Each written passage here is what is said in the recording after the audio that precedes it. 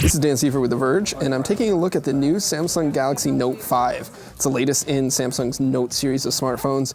It should look familiar because it looks a lot like a Note 4 and a Galaxy S6 combined together. It's a familiar 5.7-inch QHD display, but everything is smaller on the Note 5. It's narrower, it's shorter, it's thinner than the Note 4 was, which makes it quite a bit easier to hold and use in one hand. But it's still a big phone. It's definitely a phablet-style device.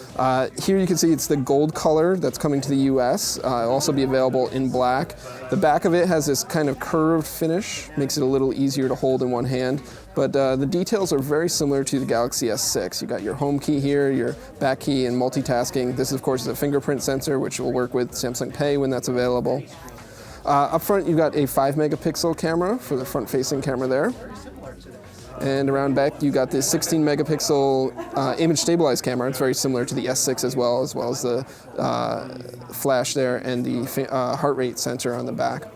Inside, there's the same Samsung Exynos processor as the Galaxy S6. This time it's paired with 4 gigabytes of RAM, because this is considered a higher-end device. And you can get it with 32 or 64 gigabytes of storage. Notably, there is no micro SD card slot on this, which isn't a huge surprise, but it is something that's changed from last year's phone. And the battery inside is 3,000 milliamp hours, which is a little bit smaller than the Note 4's battery. But this time around, it's got built-in wireless charging for both Qi and PMA, as well as Samsung's quick charging mode.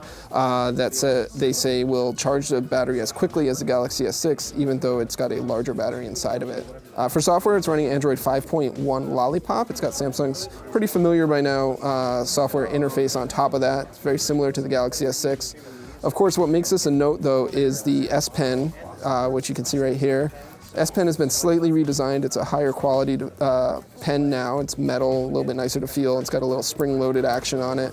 One of the new software features is the ability to draw on the screen when it's off, so you can take notes immediately from when you take the pen out of its holster. Otherwise, you can activate the air command types of features. These have been slightly redesigned. A little more options now. You can set favorite apps that you want to use often with it, and you can access these pretty much anywhere you're using the phone in any app that you're in via these widgets.